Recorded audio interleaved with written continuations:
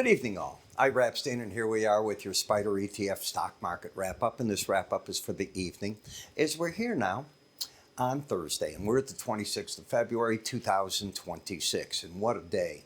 It started off last night, as you know, with Nvidia having stellar numbers. Market went up to the $200 range, and by the end of today, the market gave all that up and lost a bit of money on top of it. We saw that Salesforce down, others are coming in down. It's still this game where anything to do with AI and chips and everything, they get pulled down because they realize that artificial intelligence is a disruptor at this point in time. It won't be forever. I mean, I remember when the internet came out and that was going to be the end of everything. I remember when cell phones came out and that was going to be it for landlines. And finally, that's pretty much it. But how long have we had our iPhones? I mean, think about it. Think of how many years. These things take time. The beauty of artificial intelligence is it's fast. And it is a disruptor. And we are seeing companies that are laying off people, and that is going to be the norm. And if you don't believe that, when this came about, I said it. I said, that is going to be your norm for a while, and I believe it is, and I think even the Fed doesn't get it. That this gives you the ability to eliminate people, the job gets done better, and as it gets done better and you become more productive, as the productivity goes, you start adding people again as you're expanding the businesses. That's the cycle I think we're going to go into. We'll see if I'm right on it. In terms of news, let's first go to the news of the day tomorrow. You're going to get the U.S. January Producer Price Index at 7:30. The Chicago PMI will come out as well at 8:45. They're looking for that one down a little.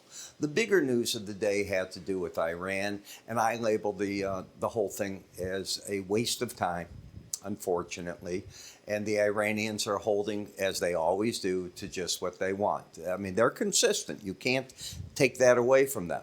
They do not want to discuss funding surrogates, they don't want to discuss missile range, and they do not want to give up the enriched uranium to a 60 grade, which is only 30 points away from nuclear material. They would rather dilute it themselves. They'll decide when the inspectors can come in. You do realize they've kept out the UN nuclear inspectors since they were bombed by Israel and the US. So what makes you think they won't do that again in other parts? And now President Trump has to really make probably one of the biggest decisions he's ever made, because this time there could be many consequences. The first time was surgical. This won't be so surgical, in my opinion. Could it be? Could we see weapons we've never seen? We could. I don't know what's going to happen. I'm not a military guy.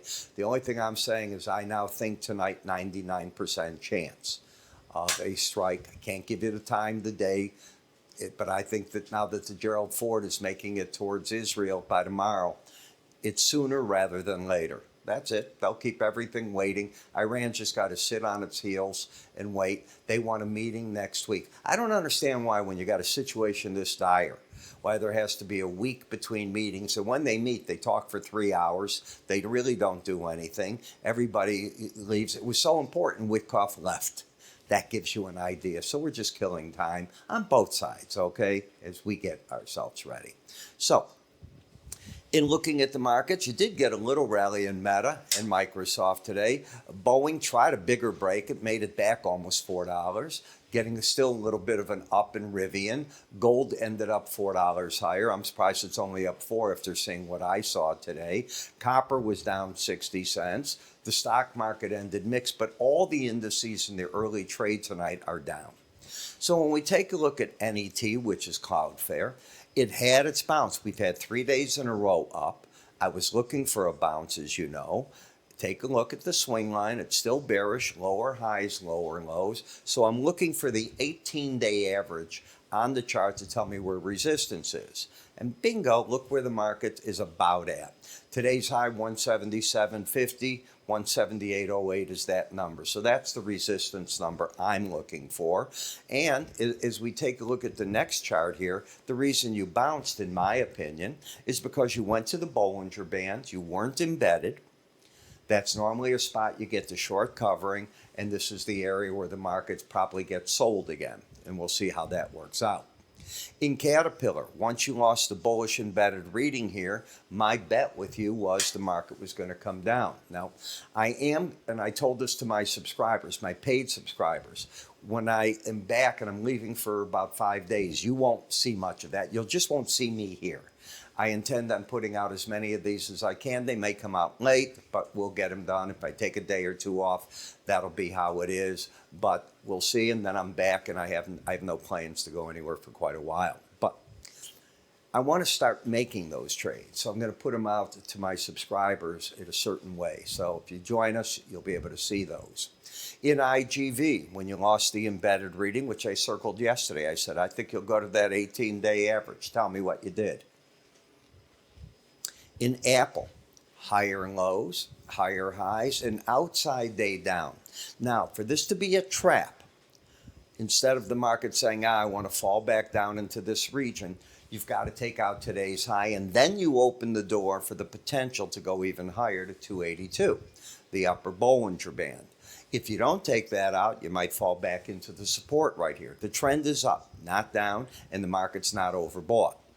In energy transfer, what was I looking for? As this market was breaking, I said, I think it's going to pull back. And once the break began, you've had a vertical price drop right into the 18-day average of closes. You now want to see a little bit of chop there, ideally. It doesn't have to because you've still got the swing line up. So if it wanted to start picking up from here, again, the upper Bollinger Band is your resistance. Google is still in a downtrend, but I think it's going to find the first major support if it hits the 300-day average. The pattern has still not been a good one. People don't like the spending, and that's all that's going on all the AI, and that's why this Alphabet and all these are getting hit. Rivian, it's got resistance at 1608. The market, if it takes out the, let's call it 1469 level, that would be a negative sign. Barring that, you still have the pattern of higher lows, but you have lower highs. Not trending at this point. Lows. All I kept hearing yesterday was, they're not doing well. I don't know. They got up and tried to challenge the old highs. They came back for support. In this type of environment, the question is, a company like Lowe's doesn't have the commercial business like a Home Depot. They have business, but it's not the scale of a Home Depot. In financial services, all we're doing is rallying back up to the 18-day average. So we're getting a lift in the market early on. In markets that are not AI, I want to make that clear. The financial sector isn't necessarily AI, and we'll see what those markets do.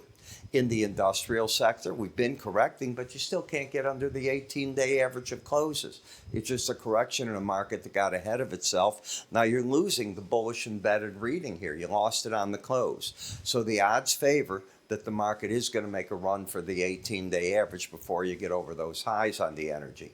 This is one of them, knowing that you have a long weekend, what just happened between Iran and the U.S. in the talks. I'd probably walk away and just say, there are certain markets I don't want any exposure in. What I said on gold, I'm going to stand behind. Look at what it did. It dropped to 442 and came roaring back and closed on the day up $4. Now, if you don't think that's a big swing back up, and again, this was in reaction to the talks that went on between Iran and the U.S., and that's where I think you're at. When we look at Walmart, you can see the lower highs, the lower lows. Walmart brings me to mind, you've got to also be thinking in markets like this is what could work that doesn't rely on AI. Waste management, I heard on CNBC that talk by Josh, and I subscribed to his letter, and he's right. You've got to look for markets like that. But lower highs, lower lows, coming down a little bit. Okay, let's see if it can get back up and fight a battle there. Microsoft, is it going to be able to finally rally? Well, it did it. Did it lose the embedded reading? I'm going to walk you back here and let you tell me. You lose the embedded reading right here. So the market should make a run, in my opinion, before it makes a new low to that number. Kaboom. Then we look at BND, higher lows, higher highs. And by the way, a lost embedded reading doesn't work every time. So there's risks. If something worked all the time, every single time, I wouldn't be here. I'd be the richest guy in the world. You take X amount of money, it's going to win every time. You got more, that's how it goes. I wish it worked that way. Higher lows, higher highs, embedded. Still bullish. Until it loses that, I have no reason not to be. And it's hard to be anything but friendly the dollar when I think we're on the precipice of going into a war at this point in time. And in FXC, a bear market rally for temporarily. Ultimately, I think this market's going to gain on the dollar, but I do think the world events right now take center stage. And with that in mind, I want to remind you, one of the things that traders are doing right now, because I see it as the trades come through and the futures and so on, is they're day trading, a lot of in and out trading. And I mean more than I've seen in a very long period of time. One of the techniques that I learned a long time ago was use of pivot points. There's a formula, we give it to you in the course, and you can go online and get it. What I do is I created 3 videos to show you my technique of using it, along with using the slow stochastics that I modified. And in that modification, you get the embedded, you get it's different than the one you're using, and it's crucial, that difference. And I ran it by the gentleman that created slow stochastics before he passed away. In fact, a number of times. Showed him what I had found. He loved it. And, that's all you can say. So you put it all together, you try to come. What do you pay for this? It's free. Just go to iraepstein.com, free offers. It's waiting for you right there. You can move your cursor up here, give it a click, or give a click here. It'll take you right to the site. I'm Ira. You have yourself a good evening, and I'll catch up with everybody tomorrow morning or in the other videos tonight. You take care.